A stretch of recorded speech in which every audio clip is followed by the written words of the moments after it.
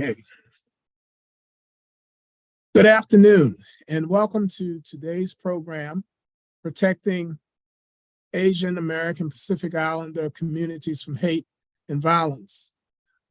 This program is sponsored by the Tompkins County Office of Human Rights and the Ithaca Asian American Association in recognition of Asian American Pacific Islander Heritage Month.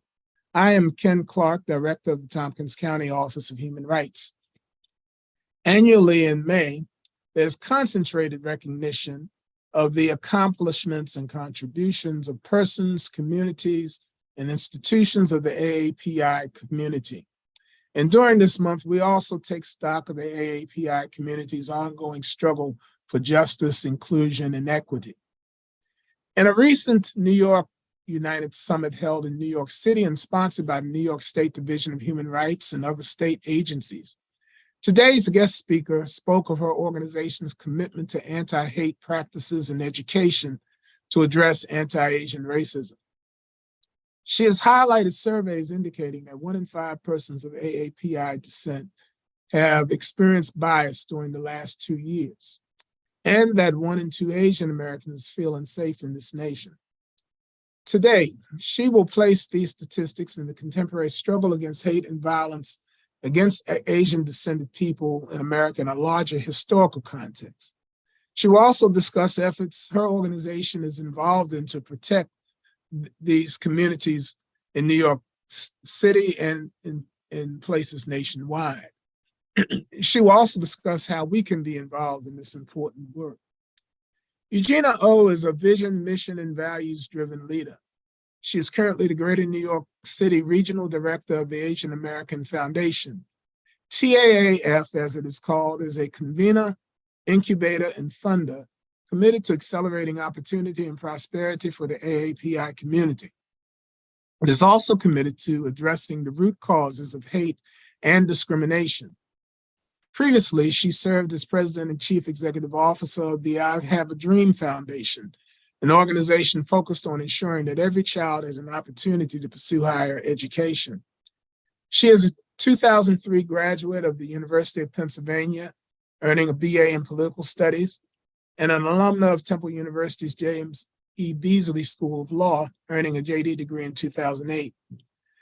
She is a trailblazer honoree of the Korean American Lawyers Association of Greater New York, was recognized as an inaugural 40 Under 40 nonprofit sectors leader by New York nonprofit media, and an outstanding alumna award by the University of Pennsylvania's Asian Alumni Network.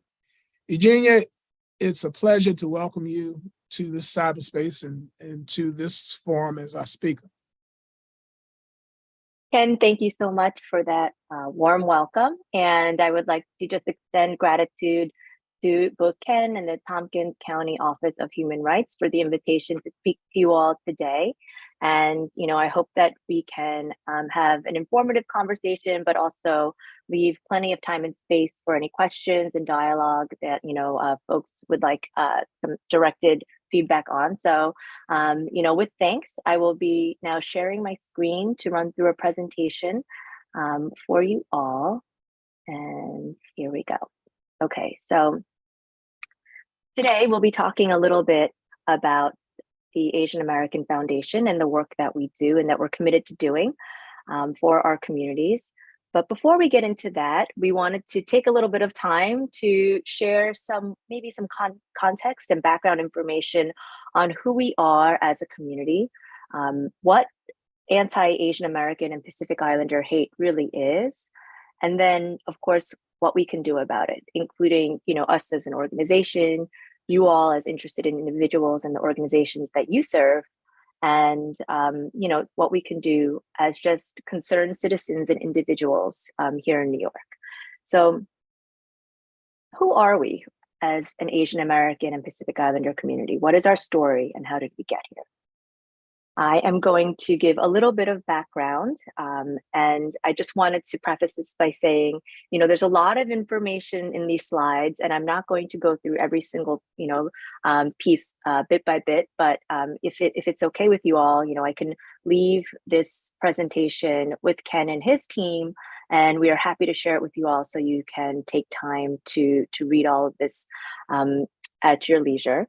But before I even dive into the history, I wanted to take one beat and just kind of explain where the term Asian American even comes from, right? So maybe I can go back one slide so it's not as distracting. So the term Asian American was coined in 1968 by Emma G. and Yuji Ichioka as part of the Third World Movement.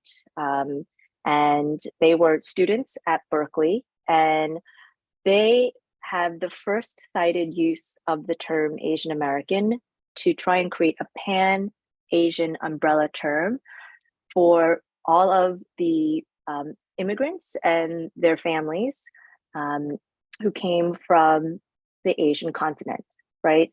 And a lot of it was simply based on the fact that many folks here in the United States could not or would not learn how to tell apart people from these different countries. So it became a political, a social, and an organizing tool for our community, and really became something that we utilized to bring strength and uplift the community, even though really its basis was, because of certain incidents of bias and hate that the community had been experiencing, and just again, a confusion or lack of understanding of who we were and which countries we were coming from. In the 1980s, the term was really picked back up again after the murder of Vincent Chin in Detroit, Michigan. I'll get into that in a moment. And Helen Zia, an amazing, incredible, continues to this day activist in our community, wrote a book called Asian American Dreams that really, I think, helps to cement the strength of this term and really embrace it as our own. So Asian American, right, refers to nearly 22 million people here in the United States from at least 20 countries in Asia and the South Asian continent, subcontinent. If you add in Pacific Islanders, this grows to 50 ethnic groups from 40 countries. And Asian American and Pacific Islander, or AAPI, has come to be, by a very loose consensus, the preferred terminology, again, politically, socially, in an organizing context, although you might see it in various forms as Asian Pacific American, or you might see it separated out as Asian American and Pacific Islander, sometimes also Asian American, Native Hawaiian and Pacific Islanders. Native Hawaiians are a very specific part of our community. So there's a lot of terminology, and I know that sometimes folks feel a little bit uncomfortable kind of moving forward with one term versus another, but AAPI, you're pretty safe if you say that. I can't speak for everyone, but that has become kind of the preferred terminology in a political, social, and organizing context. So our early history, the first AAPIs are said to have been from the Philippines in 1587 in Louisiana. Well, they came to Louisiana via California. Actually, just a fun fact for you all is there's a brand new Asian American owned and operated and led sneaker brand called 1587 that is really trying to celebrate our history and our culture, our context as a people here in the United States, right? Again, I'm not going to read through every single fact on this, but you can see that we do have a long history that predates the founding of this country, right, in this land. In the 1830s, we see more significant waves of immigration from Japan and Korea to help work the sugar plantations in Hawaii. You may be familiar with kind of the gold rush and the building of the Transcontinental Railroad, which was heavily reliant on Chinese migrant labor. And then in 1883, we see the federal policy of the Chinese Exclusion Act that was lifted up. In more recent times, we see the opening of Angel Island, which is based in the Bay Area. And there's a different pattern of immigration here than Ellis Island, which I think we're much more familiar with in terms of American history and lore, right? Ellis Island in New York, but there was Angel Island in California. And that's where a lot of our Asian American ancestors and immigrants were seen coming in higher numbers. 500,000 immigrants passed through Angel Island, and they had to face very rigorous interviews. Some people had to stay in essentially confinement for over 2 years until they were eligible to enter the United States. It's just not that well known, I think, when you're studying American history. And then something that has always impacted our community greatly, and I'll talk about this a little bit later as well, is whenever there's something happening in our mother country, there's really deep impacts to those of us that are living here in the United States. So the Korean War and the Vietnam War, or what's called in Vietnam, the American War, were, hugely consequential to those of us who are living in the US at the time. So I'm gonna kind of skip ahead a little and talk a little bit about the institutionalized racism that our community has faced. These are just a few samplings. And again, I won't get too in depth in each of these examples, but really just to lift up the fact that we have had a long history of institutionalized racism here in the US.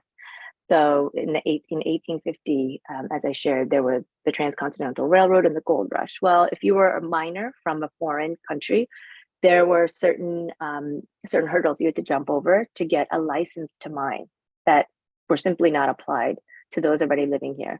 And so the Chinese migrants who built the railroad and to get people to the gold rush were not allowed to participate in the gold rush in any meaningful way, right? To build their income and to build their wealth. The Page Law of 1875 is the first federal race-based immigration restriction against Chinese women. So we now have the miners here, the men who are working, right? And they're not allowed to bring their wives and families over, right? So family separation, and really just creating a huge disincentive for these miners these railroad builders to stay. And then finally in 1883, we have the full out Chinese Exclusion Act. And then skipping ahead a little bit, as I mentioned, whenever something is happening to our motherlands, right, the places that we emigrated from, there's a huge impact to our community here in the US. I think the most salient example likely is Japanese internment camps during World War II, right? So Japan was an enemy of the US in World War II. As a result, Japanese citizens who are living here as citizens, some of them for multiple generations in the US, were rounded up and put in internment camps. We did not see a similar treatment to, German descendants or Italian descendants who were also part of the enemies that we were fighting in World War II. So, kind of moving forward now to this question of what is anti-Asian American Pacific Islander hate, right? We are looking at this as acts of bias, discrimination, and violence towards members of the Asian American and Pacific Islander community. We are counting incidents of bias all the way up to assault and actual crime, right? So the Anti-Defamation League has a helpful guide called the Pyramid of Hate, and we are including all forms listed in that pyramid as anti-AAPI hate. So those are biased attitudes, acts of bias, systemic discrimination, bias-motivated acts of violence, and then finally genocide. From 2020 to 2022, there was heightened attention towards acts of violence towards Asian Americans and Pacific Islanders. We believe that these individuals who committed these acts of violence were emboldened to act based on the rhetoric that was being shared from, the highest levels of leadership in our country. And, there was a blame placed on Chinese people, from China for the start, for example, of COVID-19 and the pandemic, right? And again, as I mentioned earlier, there's this strong connection and misperception that whatever is happening in our mother country is somehow the fault of those of us who are born and raised and live or emigrated here. And this is sometimes called the forever foreigner misperception. We will forever be foreigners in this country, right? And so we have this phenomenon where some people are very publicly blaming China, the People's Republic of China, the Chinese government for starting a pandemic. And the impact is felt directly by Asian Americans living here, and not just Chinese Americans. As I mentioned, some folks have a lot of trouble telling us apart. And so it's just an Asian American person living here in New York City is now being assaulted and literally blamed for the pandemic over the course of this assault.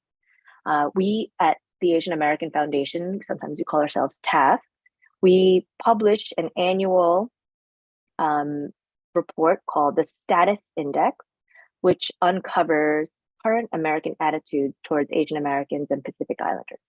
Our most recent status index was published on May 3rd of this year, so just a couple of weeks ago, and it found that over 1 in 4 Americans believe that Asian Americans are more loyal to their country of origin, or what is perceived to be their country of origin, than to the United States, right? And that is why global events like COVID-19, World War II, right? This rising tension between the US and China has such pernicious effects on the Asian American community here. So another very, very common trope or stereotype is the model minority stereotype.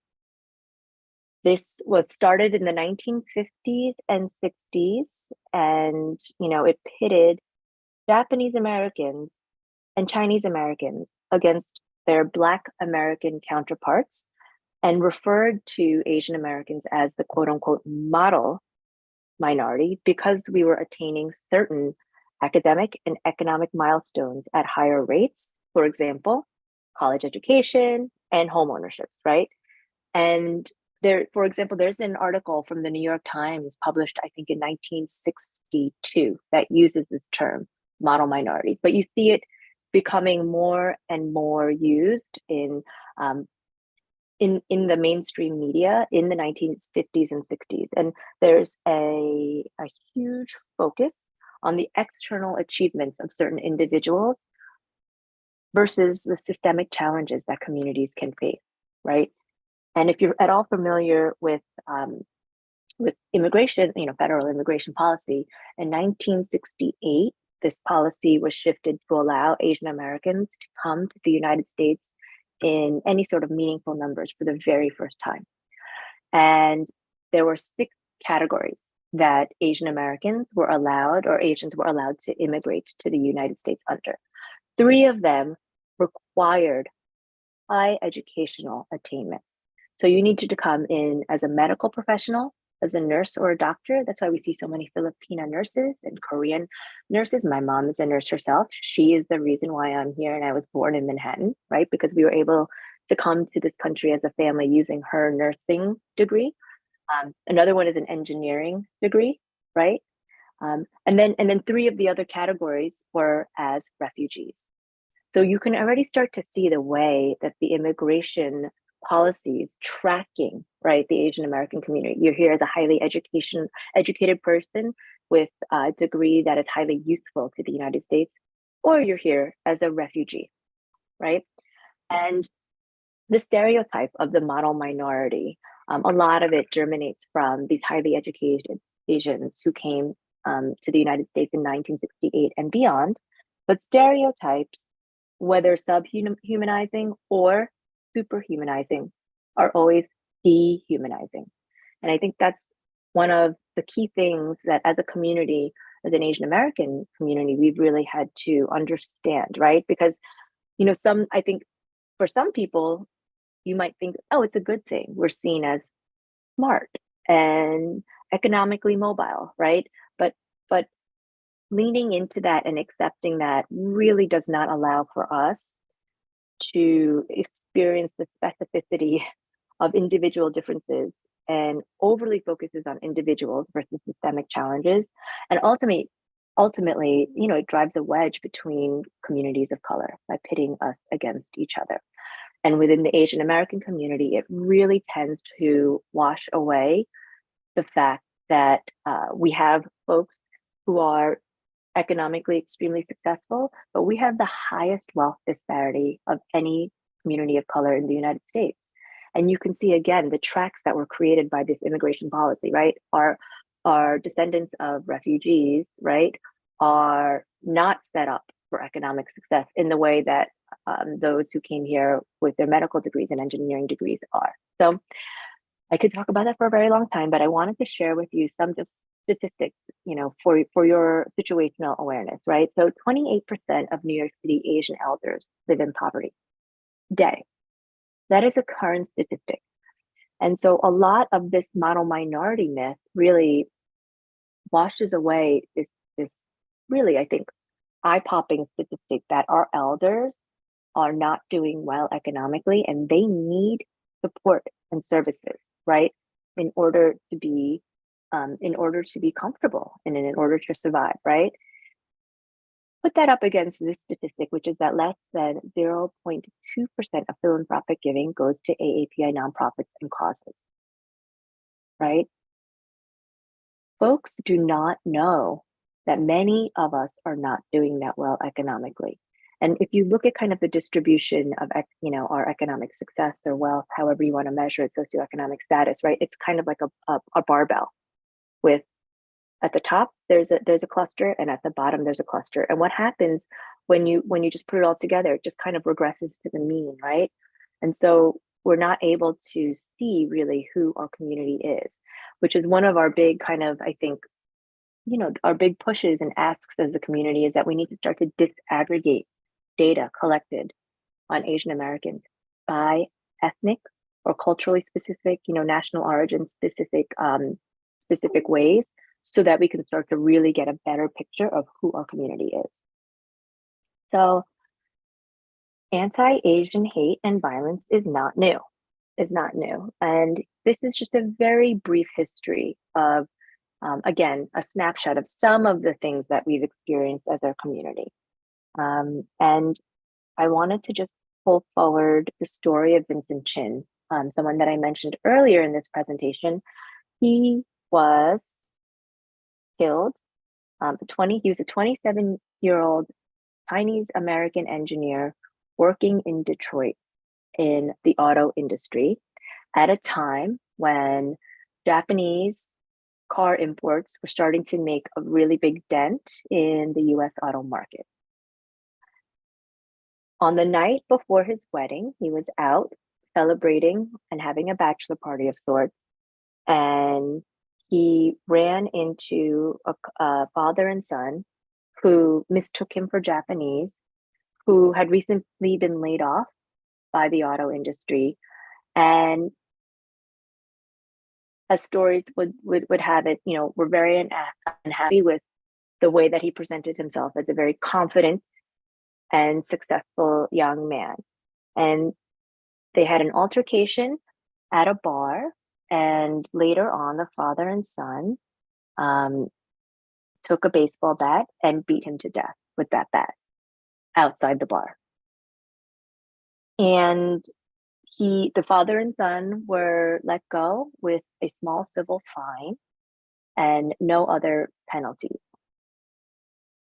There was a huge outcry from the Asian American community led by Vincent's mother, Lily Chin, and the case became a civil rights Supreme Court case.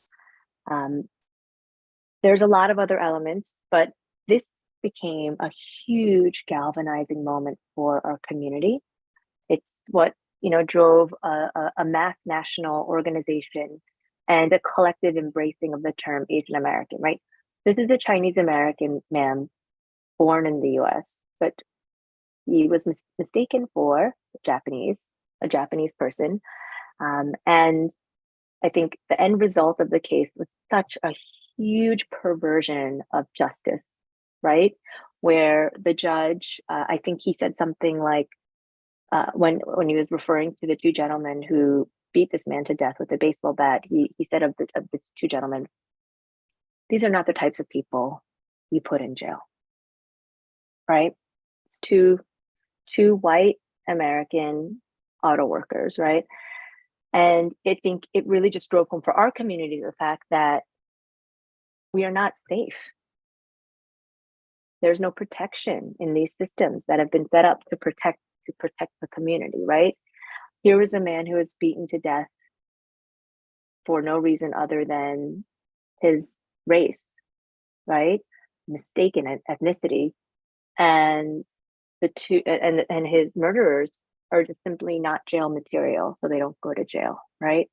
So it really galvanized the community. And I want to also mention the fact that, 20 years later, 9/11, and the strong outcry against Muslim and Sikh people, or I shouldn't say the strong outcry, the strong reaction in the United States against Muslim and Sikh people as a result, was also another huge galvanizing moment for our South Asian community. And just to say that these moments, they're cyclical in nature, right? And we know that our community has had a long history of violence against it. And it's time that we started to unify and really organize long term, because we know that there's going to be another incident in 10 to 20 years. And we don't want to have to scramble to get ready. We need to get ready now and stay ready, right, for these types of moments.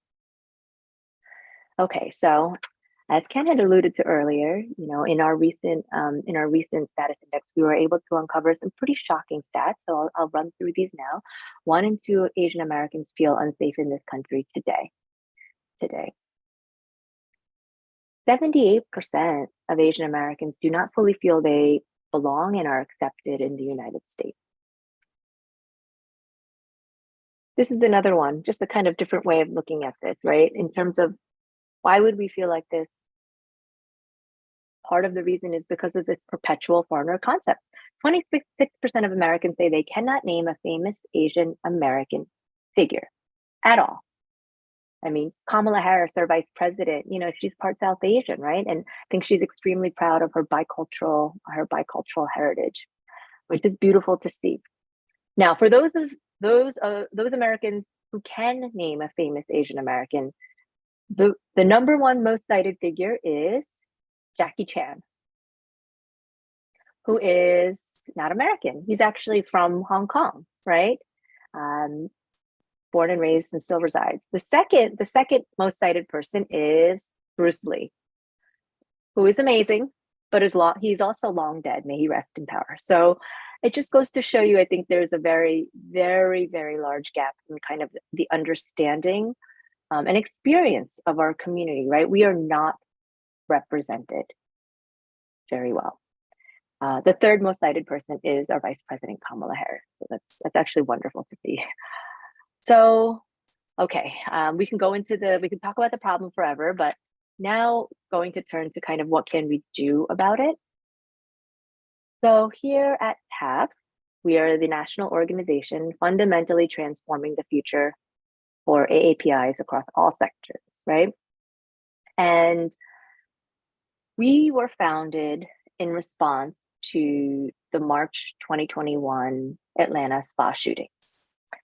We launched in May of 2021, and really our founders were galvanized by what they were seeing in the media around anti-Asian hate and violence stemming from 2020 into 2021.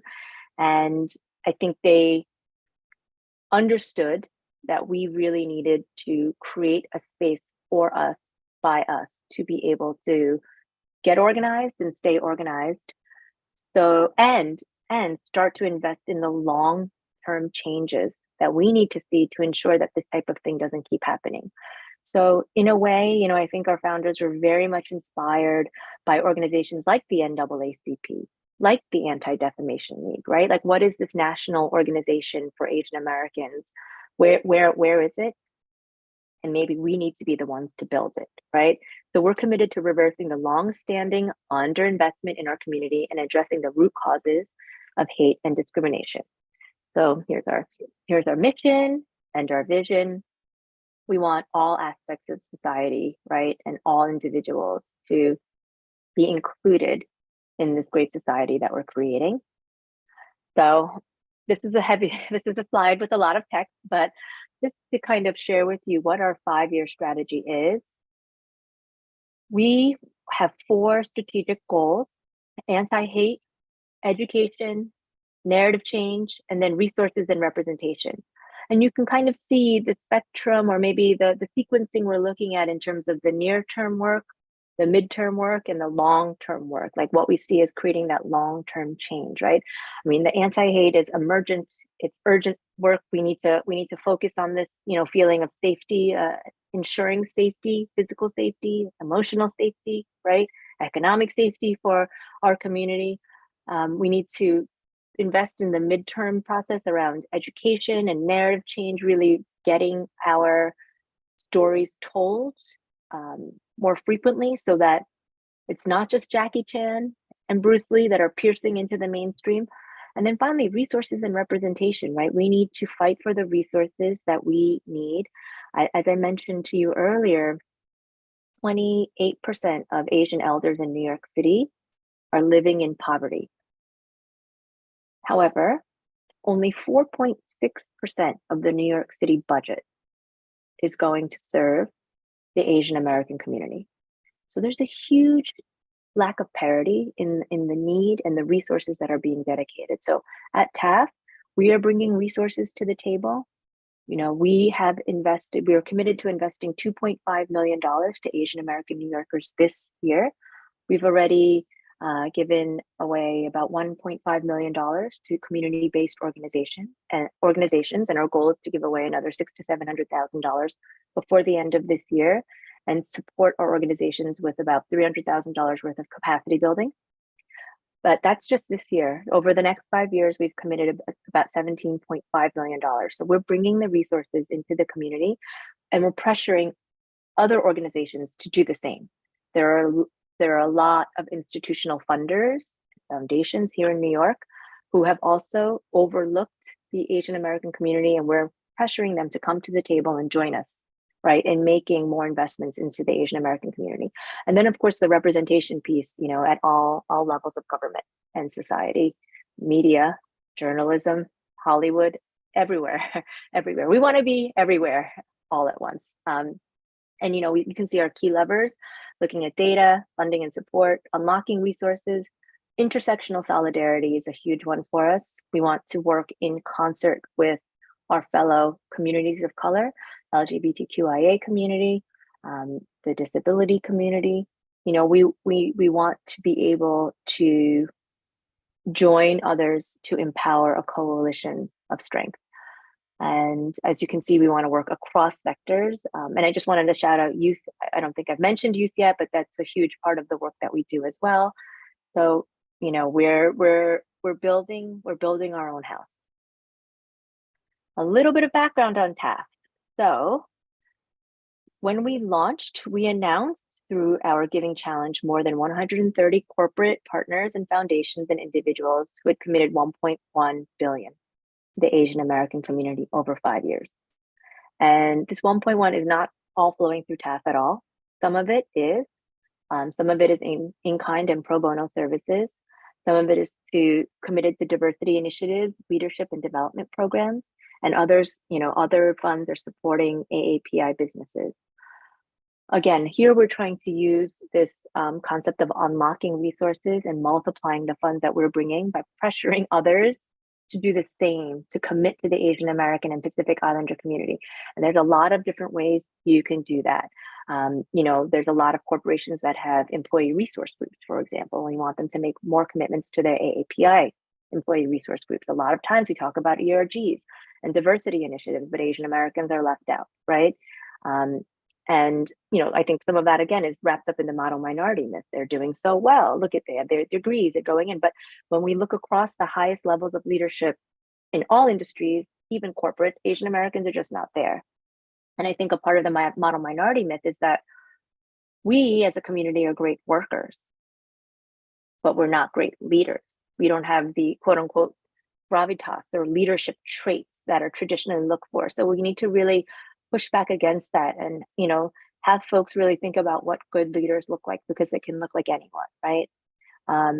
And we also, in this corporate challenge, I just wanted to highlight, there are a lot of different ways to support the community, including supplier and vendor diversity.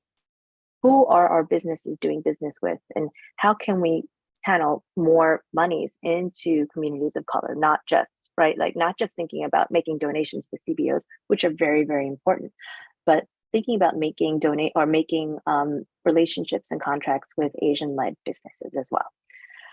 So in 2021, our partners far exceeded their one-year commitments, delivering $590 million in funds and impact to the Asian American community. And over $140 million of those dollars went directly to Asian American, Pacific Islander, and AAPI affiliated organizations, including many of our nonprofit grantee partners, some of whom are listed here, that we are incredibly proud to work with. These are the organizations on the front lines who are doing incredible work to support the most vulnerable parts of our population. So these are the 4 strategic pillars, and I just wanted to kind of highlight this once again. We're focused on anti-hate, narrative change, education, and resources and representation. Each of these, we call this our portfolio strategy, represents a portfolio for the Asian American Foundation, where we're making direct investments to leading community-based organizations. And, you know, we have this commitment over the next 5 years to support the nonprofit partners directly. We're going to help build their capacity. We want to bring the multiplier effect to bear on our partners as well. So we want to invest in the initiatives and invite donors to join us. I know I've been using the word pressure, but I feel like that's a little bit more of an accurate term. You know, we want to apply a little pressure. We are providing not just funding, but capacity building to our nonprofit organizational partners. And then finally, you know, we have Taft programming and events. We design unique programs for the evolving needs of the community. Some of our programs are quite large to help really bring in new supporters, new people into the Taft tent, right? And explain what we're doing and why. For many of the folks in our community, we're newer to this country, right? As just generationally. And I think having people in our community understand the importance of engaging civically is so important, and it's newer. It's newer work for us. So we're constantly doing these larger events to try and bring more folks under our tent, explain what TAP is, why we exist, why it's important, and why we've decided to focus on these four pillars of support. And in the future, we are planning to build out, you know, special opportunities based on kind of your role within TAF. If you're a grantee partner, how can we bring you in and convene you to really help progress your work forward? If you're a supporter, how can we bring you in so that you feel invested in what we're doing and excited by the future? So how can you get involved? So this is, you know, just some suggestions. And I know that for folks who are viewing this and are participating right now, you probably already are pretty activated and engaged just by virtue of the fact that you're here listening. So specifically for the Asian American community, report incidents of hate and bias that you witness to TAF. You know, there's also online mechanisms to report. I think it's important for us to develop a more accurate picture of the prevalence and severity of the challenges that we face. Participate in advocacy opportunities at the local, state, and federal level. Currently, we have been working to support the advancement of ethnic studies courses and Asian American studies classes at the K through 12 level. We have introduced bills, well, we've successfully passed bills in Illinois, Connecticut, and New Jersey, California. Now up next is New York, and I think it's Iowa that also recently introduced. So monitor and support, throw your voice behind this. Bring educational training and resources on anti-AAPI hate to your community. You can reach out to me directly, Taft. You know, the Anti-Defamation League has amazing resources as well. And finally, there's an organization called Right to Be that does a lot of training around what it means to be a bystander or an upstander, which is a very, you know, it can be a very precarious situation. But if you're witnessing an active hate or violence in front of you, there are certain things that you can do to be supportive while also still, you know, maintaining your own safety. Partner with local AAPI organizations, like the Ithaca group that that the Tompkins County Office of Human Rights is partnering with today. And I would also say the last thing is, you know, get and stay involved with your employee resource group. Do what you can from your own home base to advocate for your community and the Asian American community. And that's it. We can, I think, end there, and there's time for questions if there are any.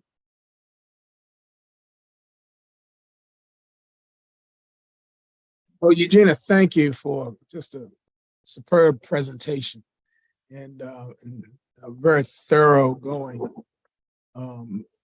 historical analysis and contemporary address of these issues that, which roots have long histories and such. And, one of the things, and I guess I should check with Rob to see if there are any questions as of yet.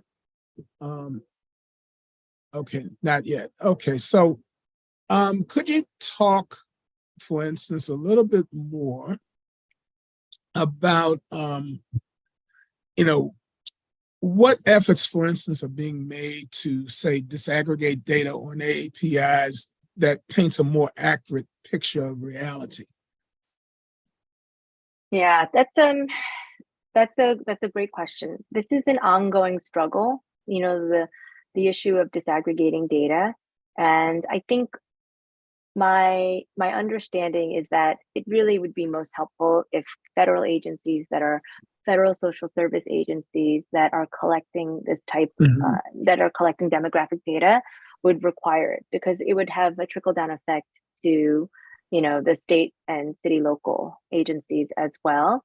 I know that the census effort for 2020 was huge to be able to include multiple Asian American and Pacific Islander ethnicities versus just the umbrella category of Asian American. But that's just a very, very initial step, right?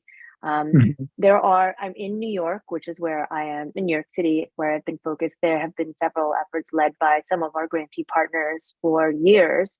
For example, the Coalition for Asian American Children and Families, and the Asian American Federation, also the Chinese American Planning Council, to try and push for data disaggregation at the local level, the city level, the state level. Again, it's hard because they can kind of take cover under the fact that the federal reporting mechanisms don't require the level of disaggregation that we would like to see and that we're requesting.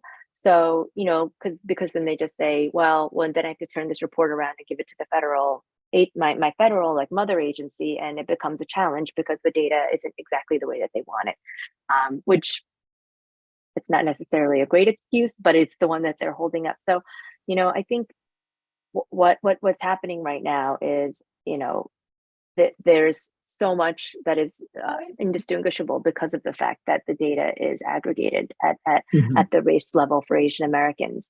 And, even our economic data on socioeconomic status of Asian Americans, again, it kind of, you regress to the mean because everyone, because we're at such a dumbbell, it looks like overall our community is doing okay, but we have the highest level of economic disparity of any community. And, it's usually very shocking for folks that that so much of our community, 28% of our Asian elders live in poverty, but 23% of Asian Americans overall in New York City are living in poverty. So that's a quarter of the population. And it's usually a shocking fact for so many because so many of us, or there's a good percentage of us that are doing really well. And so it just blurs the distinction. But I don't know if that really answered your question, but, there's also even, okay, good. No, go ahead, finish. I was going to just say, even in some of the more recent data collecting around COVID-19 and vaccine uptake and vaccine and illness and experience, adverse experiences with COVID up to and including death, the lack of disaggregation really, really covered up the fact that there are certain communities that really suffered, one, from low vaccination status, and two, had much higher rates of adverse outcomes than others. I think the Bangladeshi community is one that, had some pretty adverse reactions. But again, the data was very hard.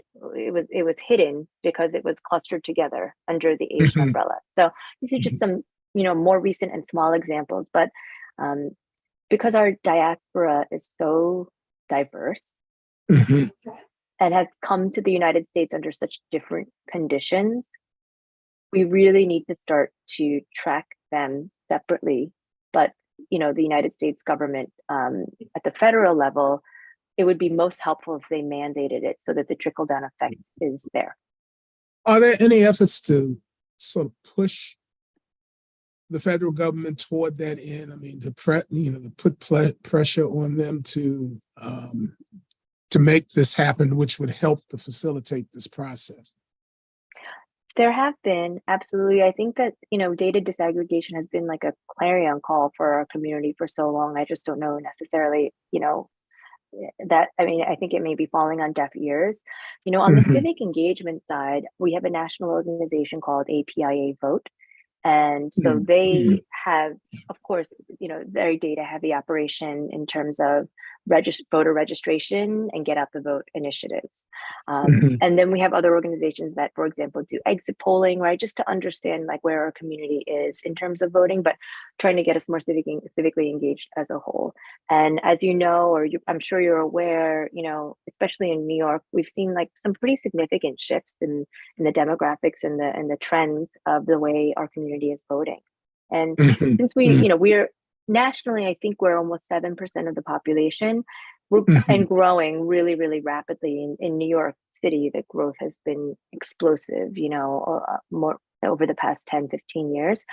So we're becoming a little bit more of enough of a critical mass that I think elected officials and politicians are starting to take notice and desiring to court the vote a little bit more, Mhm. and know that there's no guarantee. But again, the lack of data disaggregation makes it, I think, really, really difficult to understand truly where the trends are.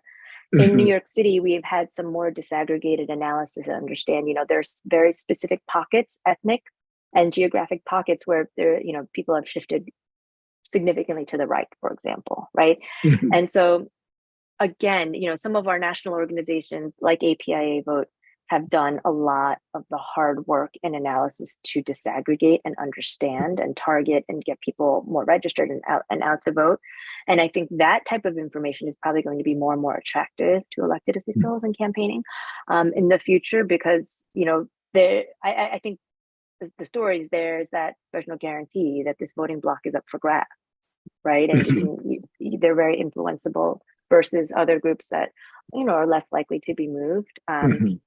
So yeah, I think unfortunately, there's one story from the US Census effort, and I don't know if it was 2010 or 2020, that always stuck out to me, where some of our community-based organizations have to work really closely with census operatives to design, right, the questionnaire to allow for the capture of disaggregated ethnic data.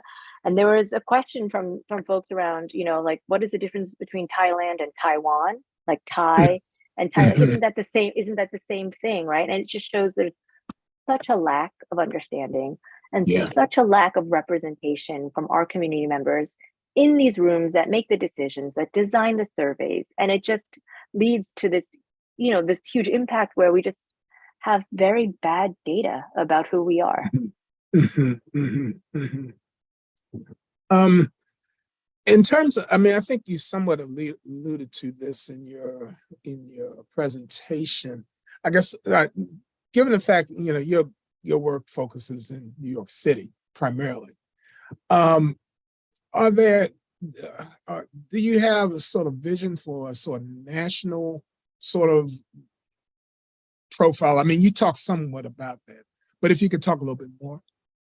Sure, sure. So Taft is national in scope, as I think you had alluded to earlier. We Mhm. were started 2 years ago, and actually, I am right now the first and the only place-based, person, officer on our team. Most of the team, or we're spread all around the country, Okay. and the rest of the program team does focus on the rest of the country, if you can believe Okay. it. And so we have we have an anti-hate national network currently covering 8 different cities. So our original 3 cities were New York, Chicago, and Oakland. And this year we added Seattle, San Francisco, Los Angeles, Mhm. Boston, and Houston. Mm. And soon, we'll also be in Philadelphia and other organizations. Our goal is to grow by 5 cities every single year Mm. over the next 5 years until we're in 28 cities. And that those 28 cities would comprise the national, anti-hate network. So that means that we are making investments into frontline community-based organizations that can provide services and support to survivors and victims of anti-Asian hate and violence, right?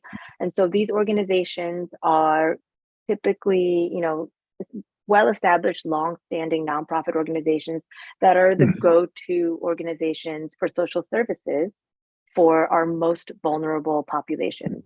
And the reason why we have this 28 city 5-year plan is because we want to be able to cover about 90% of the AAPI population, where they live and where they're experiencing forms of bias and hate and violence, so that we have a strong kind of cohesive, collaborative network that is actually networked and working together to share and learn and grow together around how we can respond. So we have a 2R, 3P strategy.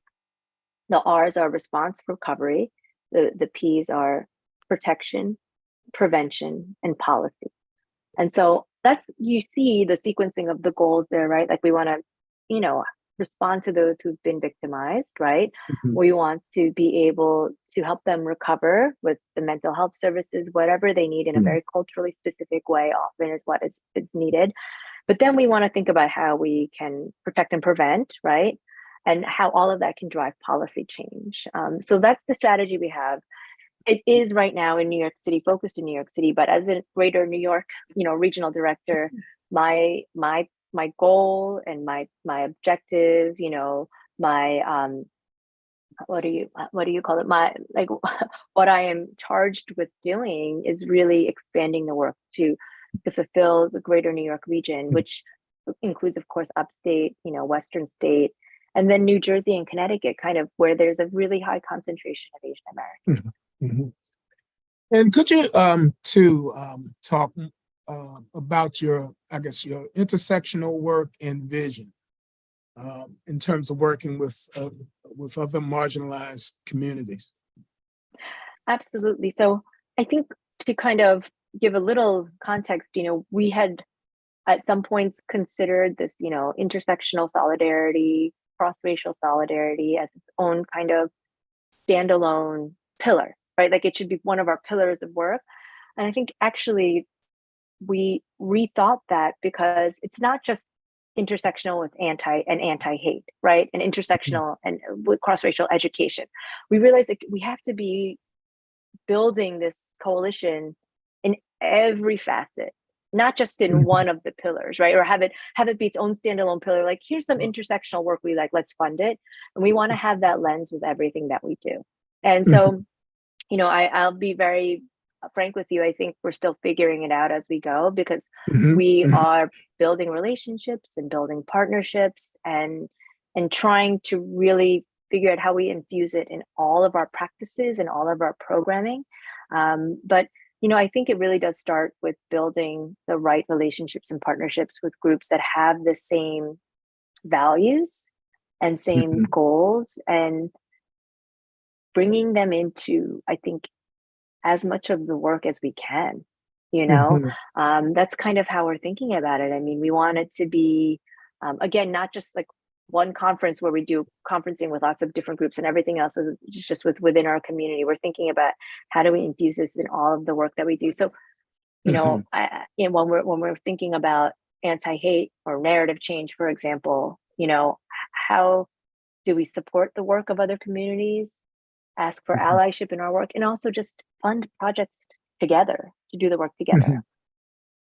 Okay, great. And we have a question that's come in. The person says, I'm coming in late to the conversation, so if you haven't already covered this, how can we learn more about what policy issues are of importance to the range of AAPI demographic groups? Yeah, that's a great question. I mean, I think we did cover some today. I think that going to our website is a good start um, to kind of see the way that we've organized our work, and in particular, I would say our grantee partners, whom we list on our website, all of the nonprofit organizations and community-based organizations that we support, that lift up kind of the anti-hate, the education, the narrative change, the resources and representation that work. We have a report that we put out every year called the Status Index, and we have there's a link to the most recent Status Index, which was published on May 3rd on our website, which gives also a lot of the data and research and surveying that we've done to help drive policy recommendations. What we chatted about at the beginning of the Q&A, Ken and I, data disaggregation. That's a really big one. That cuts across a lot of different issue areas, because so much of our challenge is in understanding the needs of our community in a very nuanced and specific way that's lacking because of the lack of data disaggregation. So, and so because we have to do so much of that data disaggregating on our own, it just is a burden, right? To then uncover some of those challenges. Okay, great. And what else would you covered a lot of territory. Is there anything else, or one thing in particular that you haven't covered that you would like for us to know, or to encourage us to support, be aware of? Oh, that's a great question. I think it is just really helpful for a lot of folks who might have not have a lot of experience working with the Asian American community and not have a lot of history or context, to just encourage folks around you to spend a little time to listen and learn, right? I mean, this presentation that I'll share with Ken, or our website, or this book that I mentioned a couple of times, Helen Zia's Asian American Dreams. There are a lot of ways that you can inform yourself, right? And I think it's just so helpful for folks to understand and know a little bit more about the community, about our experience, about our history, and also about the really close alignment that we have with other historically marginalized communities and other communities of color, right? That intersectional piece, and know that, I think we are looking to be allied with other communities just as much as we want other communities to serve as our allies. It's a two-way relationship always. And, we welcome these conversations and questions and these opportunities to share, but we don't have to wait until May. And you don't have to wait until, you're in front of a real live Asian American person. There's a lot of opportunity to learn and absorb. And I think, the more that we can do that for each other and with each other in community with other marginalized communities, the stronger and better we will be for it.